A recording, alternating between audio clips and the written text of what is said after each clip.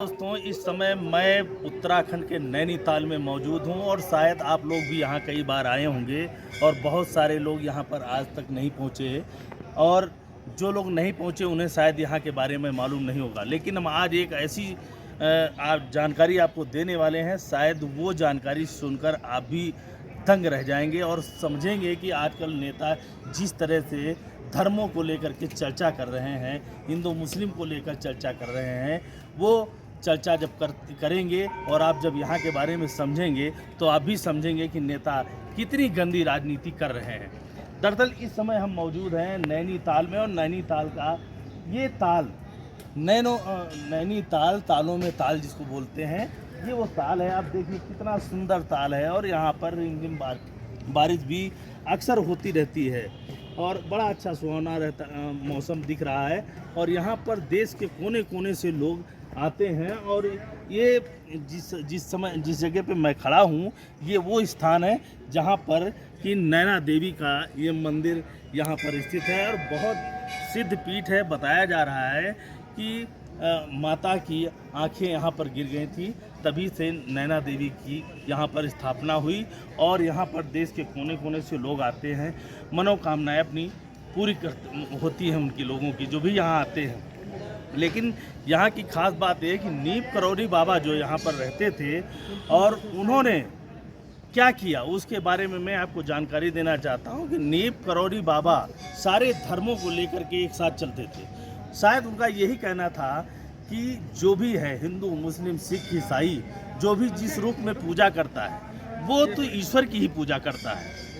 तो ईश्वर की ही पूजा। और शायद यही वजह है कि ठीक नैना देवी के मंदिर है और इसके ठीक पीछे मस्जिद भी है और आपको गुरुद्वारा भी मिलेगा, चर्च भी मिलेगा और आपको इस सारे धर्मों के यहाँ पर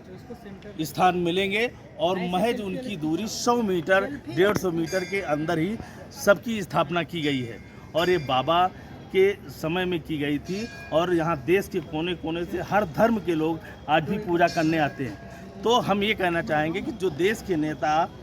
जात जो धर्म को लेकर के चर्चा कर रहे हैं, हिंदू मुस्लिम को लेकर के चर्चा कर रहे हैं, ऐसे नेताओं को यहाँ पर नैनीताल आना चाहिए और यहाँ पर देख करके उनको सीख लेना चाहिए कि जो नीम करौली बाबा थे वो उन्होंने किस तरह से सारे धर्मों को लेकर के